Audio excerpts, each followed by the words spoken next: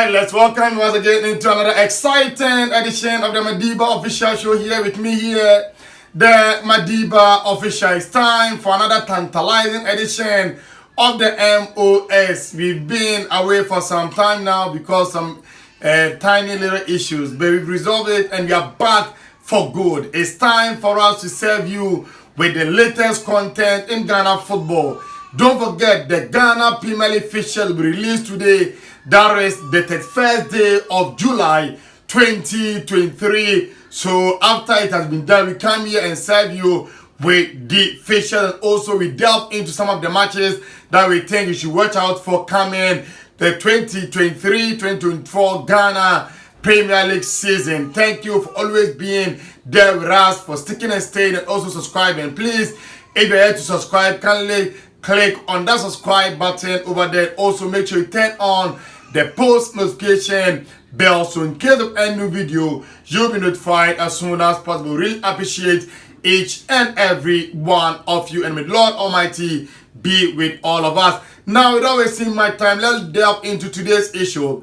We are here for Mohammed Kudus, and Mohammed Kudus has been in the news recently because he has been chased, or is being chased by a host of clubs in the English Premier League, not least among them being one of the top 3 clubs or top 4 clubs in England, talking about Manchester United under Eric Ten Hag.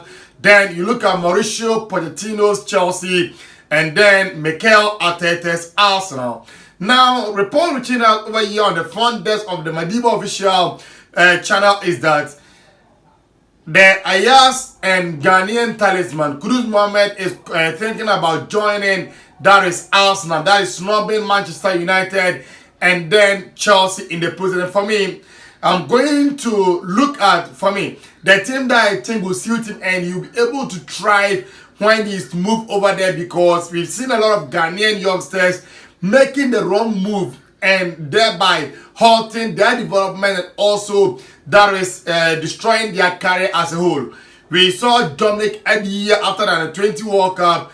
We moved all the way to AC Milan, and that was the end of Dominic Adiyia because he moved at a time where AC Milan had players like Pato, a youngster that was coming through, a young Aubameyang, and then legendary players like Filippo Pippo Inzaghi, Ronaldo Nazario de Lima, Alberto Gladino. All these players were there at AC Milan. But then Dominic Adiyia went over there. He didn't get, that is, the playing time to develop. And at the end of the day, his career went down the drain. We couldn't see the high potential of that is Dominic Adiyia coming to fruition. Baba Rahman, to say the least, also moved from that is his club side in German Augsburg to Chelsea. And at that time, look at the Chelsea's left back, actually was leaving. But for me, I think it was the right move for him.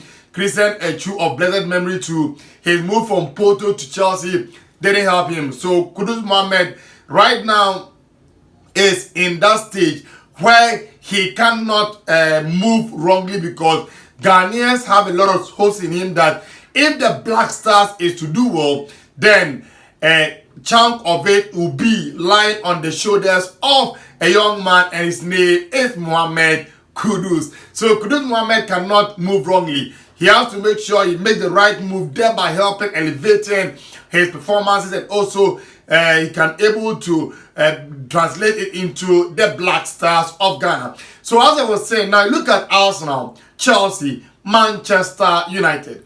Now let's start with Manchester United and their midfield, and also their attacking, because Kudus Mohammed can play anywhere across the front line, be it the left-sided, that is the left wing position, the right wing, and also that is as a center for him. He has been doing it for years under Alfred Schroeder and also under John Heitinga. And now look at Manchester United, their midfield. Kudus Mohammed, it can be played as a register, a player that will start the attack and build up the play. But for me, I don't think that will suit his quality. So Casemiro being the defensive midfielder, that position is already sealed. Then you look at the other midfield position, Bruno Fernandes being the attacking midfielder, creating of chances for the team and being the captain. Dislodging him off the team will be very difficult because the kind of form that Bruno have shown throughout his stay at Manchester. Then Christian Eriksen is also over there with experience and with all that he brings on board.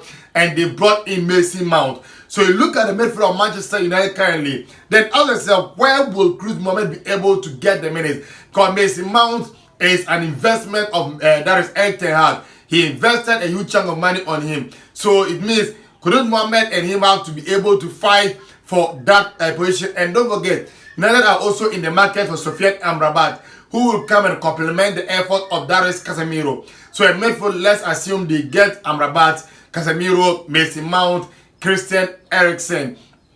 And for me, I think Kudus, when he's to go there, he struggled because his position is where Bruno Fernandes is, and dislodging him will not be easy. So you have to go start from the bench, and if he doesn't get the confidence to be able to boost himself and at some time and he not gain the playing time from a development will stall. Then up front, the right side of the attack, that's where for me I think he can be able to, or the left side, they can be able to push him, because the right side right now, Marcus Rashford, the talisman of the team, it will be difficult to dislodge him. Then you look at up front, they brought in Rasmus Winter Højlund. Now Rasmus Winter Højlund big over there, and then Anthony Martial. So he's going to fight with those players. Then the right side, you look at Anthony, Jadon Sancho also being there. Now I've forgotten about Alejandro Garnacho. So you look at the United wing, and for me, I think it's choked. So Kudus Mohammed going over there is true. As a big player, you have to be able to fight with it. But at times,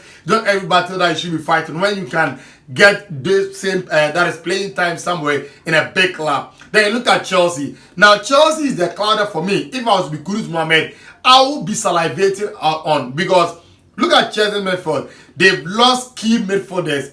Long list among them. You talk of N'Golo Conte, Mateo Kovacic, Ruben Loftus-Cheek. All these players were mainstay in the Chelsea team and years gone by, and even last season. Now the only mainstay in the team in the midfield is a certain Enzo Fernandez. Granted, they are going in for Brighton boy Moises Caicedo. Sorry. Now with Caicedo coming in, so it means they'll play double pivot of that Enzo Fernandez and then Moises Caicedo. So Caicedo, and then you have Enzo Fernandez playing the double pivot.